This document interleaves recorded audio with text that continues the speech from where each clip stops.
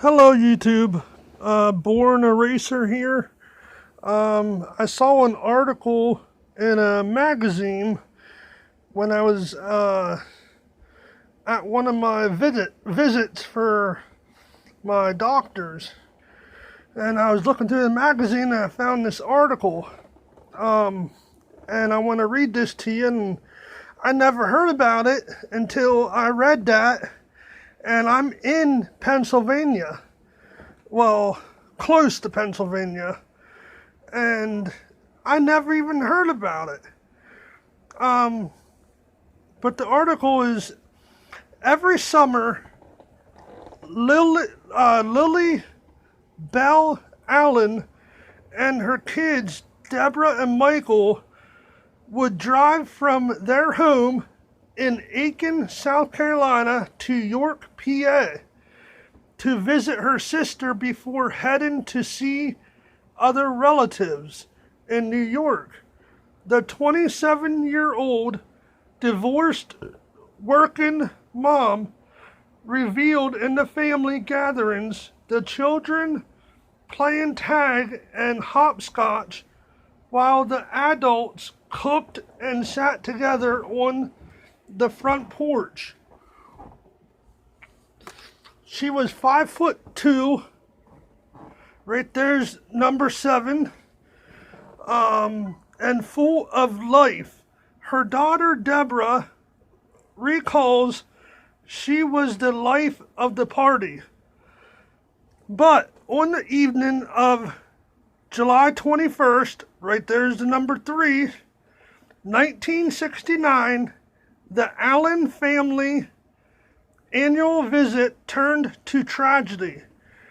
Allen and her parents and sister had piled into the family car and were headed to the store to pick up supplies for their road trip to New York when they took a wrong turn and found themselves on the wrong side of a police barricade. A white, hold on.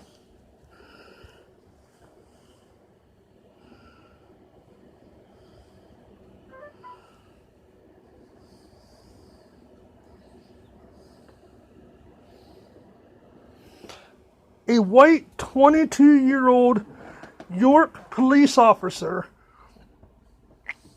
Henry, had been shot 3 days earlier, and the city's long simmering racial tensions were erupting in riots. Suddenly, the family Cadillac was surrounded by white men with loaded guns. Allen stepped out of the car, raised her hands, and said, "Don't shoot." But a hail of bullets exploded, shattering the car windows and leaving Allen fatally wounded. Which, wow, that's sad.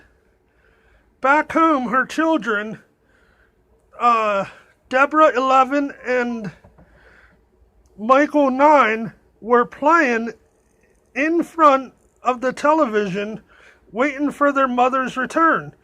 I was listening to what I thought was fireworks. She says it was actually the gunshot.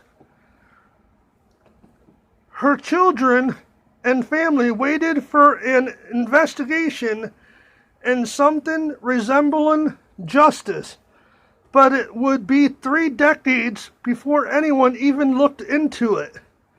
Then in 1999, newspaper reports about the 30th anniversary of the riots prompted the York County District Attorney,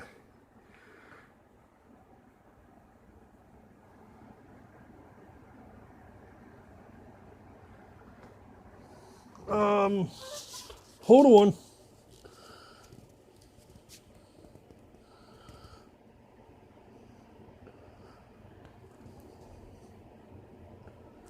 To sorry about that. To delve into her case as well as the murder of Officer Shad. The results explored in the latest episode of People's Magazine investigates jolted the tight night town. In 2001, police arrested 10 white men, including York Mayor Charles Robertson, a former police officer who some witness said had incited local all-white gangs to avenge the murder of Officer Shad. Son was acquitted in a 2002 trial, but Gregory Neff and Robert, former gang members, were found guilty of second-degree murder. 7 others, there's the number 7 again, reached plea agreements. 2 black men, Stephen and Leon, were convicted of Bang Bang Shad. My family was caught up in a situation of being in the wrong place at the wrong time because of something that was already festering in that neighborhood, says Alan's son, Michael, now 59. They were awaiting to ambush somebody. My family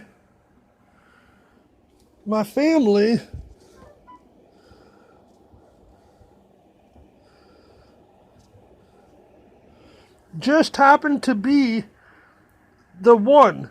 For the Allen children who were raised by their grandparents, having their mothers killers behind bars has brought some sense of peace, but her absence from their lives continues to cause pain. As a teen, Deborah sometimes pretended that her mom was just away at work. I used to make up these things in my head, that she was on assignment somewhere doing grown-up stuff, says Deborah, now 60. And a mother with a grown son, Michael, a grandfather of 6, says he spent a lot of his life in denial. Another morning comes, he says, and you're hoping you wake up and your mother appears. The years that went by without answer are ones they say they never get back. Justice should never be delayed. If good people would speak out when they see injustice done, the world would be a better place. That is true. It would be a better place. And I feel bad for these family. I feel bad. I mean, they were on a trip visiting family and they were just in the wrong place at the wrong time. But it happened in York and I never even heard about it. It was a racial violence that erupted on the streets in July 1969. So I never even heard about the riots that they had back then. I should dig into it more. And then it says inside her family's 33-year-old fight. So right there you got the number 33. I mean, just a bunch of signs that makes you wonder. I don't know. It makes you wonder, was it true? I mean, if it was, I feel bad and my prayers go out to them. But like everybody, says nowadays, these numbers don't lie. But then again, sometimes they don't actually add up to what you're covering. So I just wanted to bring that to your attention. All right, later. Peace out.